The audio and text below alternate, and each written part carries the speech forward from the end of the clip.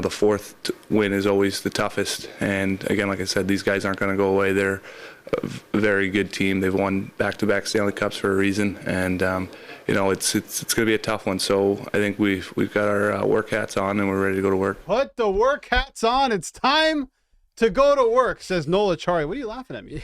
You're always laughing at me, man. When you mentioned work hat, right? Yeah. What do we all have in common about a work hat? Mm-hmm. And the opening day speech. Opening day speech. You're losing me here. Oh, maybe he was before us. So maybe you were before us. What are you talking about? Opening day, school. Put your hard hat on. Put your hard hat on. Toolbox. I don't think anyone knows what we're talking about. Producer Sean has no idea what anybody's talking about. Man. Nola Chari, that was a fantastic quote there. That was ruined by Justin Pooney. The Toronto Maple Leafs, as I keep mentioning, 0-9 in series clinching games since 2018. Haven't advanced since 2004 when they beat Ottawa. Bobby Conway of Bet99 now joins us. How you feeling? You got the work hat ready to go? Like, what's going on here? Yes, I do. What are the vibes like right now at the Conway household? Relaxed. Okay. Relaxed. Look, this team has an opportunity to play.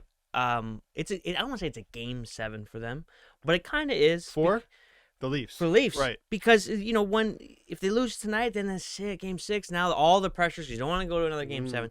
But on the other hand, it feels a little bit like that, but also you can play a little fast and loose today. Play your normal game. Got to get all the cliches in here, right? As many as I can. You don't want Tampa Bay to plant the seeds of doubt. Right. You don't want them to sprout, because if they take it to game 6 in Tampa Bay, no bueno. Really? Well, This is come the on. new Toronto Maple Leafs, guys. This is new. No, This is a new era, a new attitude, a new swagger the Leafs have. I think you have to feel confident if you're the Leafs that if you can play any better than you did in games, 3 and 4, you should win tonight. See, the Leafs can definitely pull confidence from how they came back to win those games. Mm-hmm. But if you're looking at the majority of play throughout this series, you can't really pull much confidence from that, because it's been Tampa that's been the dominant team, right? Absolutely. And now you have them on the ropes, but it's still Tampa Bay, and it's still this Toronto team that hasn't gotten out in the first round in a long time. Tampa's not going to roll over and just die. No, not at all. They're not. That's exactly they're what not I'm going to saying. do that. They're going to come out and they're going to know what they're going to take care of business and what they have to do, right? They're not thinking about, okay, let's get it back to game 6. All they're thinking about, okay, let's just win this game, win a period, win a shift, right? That's what John Cooper's mentality is. And the Maple Leafs, again, there will be some pressure, right, tonight. The crowd's going to be jacked just up. a little bit. Just a little bit. Just a little bit. How many years has it been again? Long time. There's so much built-in narrative to it because of the two teams involved. A team that hasn't won in 19 years and has all this negative history. Hasn't won. They haven't won a round. That's what I mean. Haven't won a round and haven't won a fourth game in a series. Exactly. Haven't won the Stanley Cup since 67. So, and then you have a team that happened to be in the last 3 Stanley Cup finals as well. Because if that wasn't the case, most people would look at this going, the series is over. Mm-hmm. The better team is up 3-1 and hasn't even played like it yet.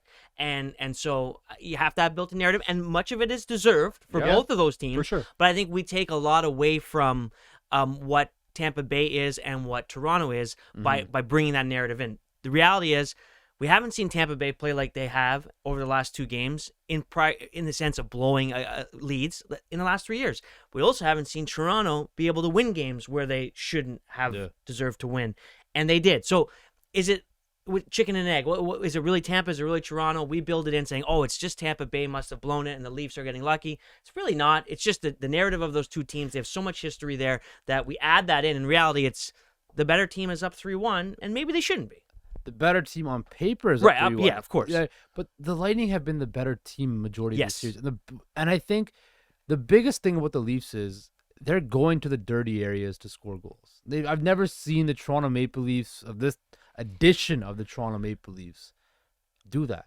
Go into the dirty areas and not be afraid to get whacked, get hit, and get pucks on sticks on pucks in front of the net, screen off Andrei Vasilevsky, and play with a little bit of sandpaper and a little bit of edge. And you've never really seen that from a Maple Leafs team before, and you're seeing that this year. You're seeing just the impact of a guy like Ryan O'Reilly has on this team, right? Quite frankly, he might be the Leafs' best player this series, and I think that's not a hot take or anything. I think their best players have been Ryan O'Reilly, Noel Acciari, Matthew Knies, and Luke Shen.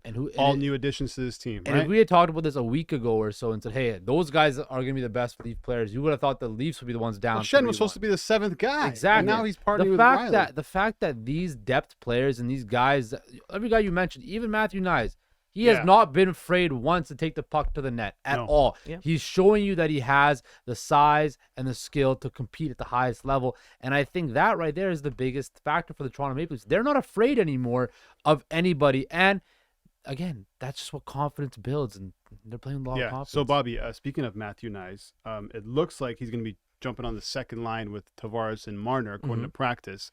How do you feel about Sheldon Keefe tinkering heading into Game 5?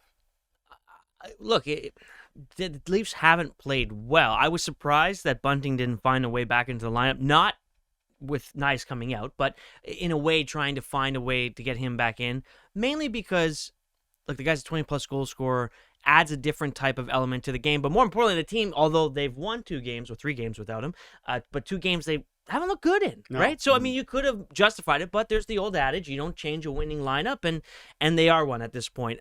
With Knies, though, I thought he would have stuck more with O'Reilly, but of course we'll see. That could just be, the first period, and then they're in a blender again. Certainly if you're down 4-1 going into the third, you're going to be mixing and matching at that point. So we'll see, but I think he has the talent to run with anybody in that lineup.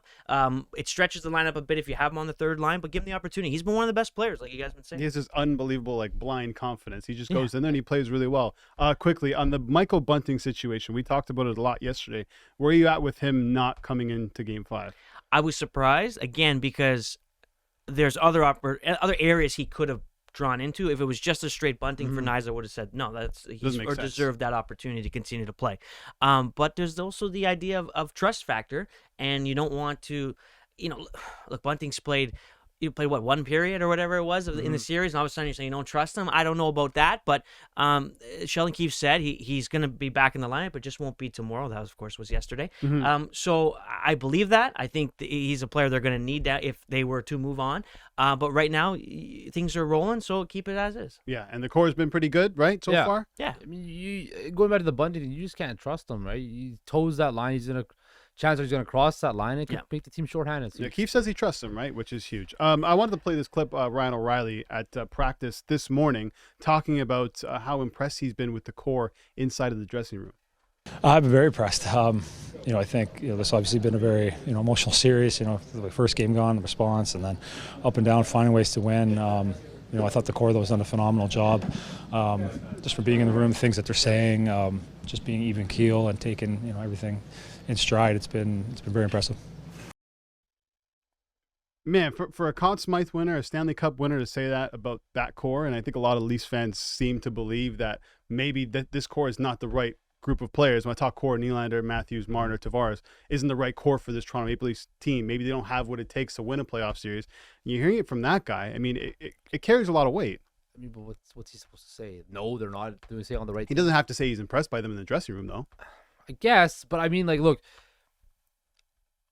maybe the confidence of having a guy like O'Reilly in the locker room has given them, and the experience he's been giving them has allowed these guys to open up a little bit more. And again, they've been through their own failures enough, so the time should be now. They need to take ownership of this organization, right? Why was Jason Spezza giving speeches last year, right? So it's good and refreshing to hear that these guys that get paid all this money are finally holding accountability for this organization as they should have. If there was ever a guy that they brought in for this game tonight, it's Ryan O'Reilly, the factor to win the game for the Leafs tonight, possibly. Okay, time to get to some bets with Bobby Conway.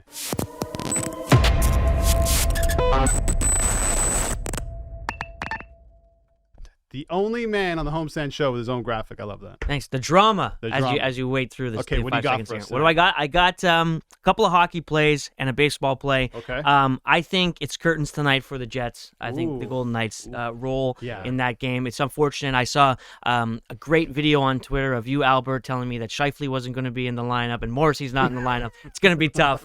And so I'm going with that. And I think the Rangers. I have the Rangers to win this series. And I think to win the series, you got to win this game tonight. So I'm going with that.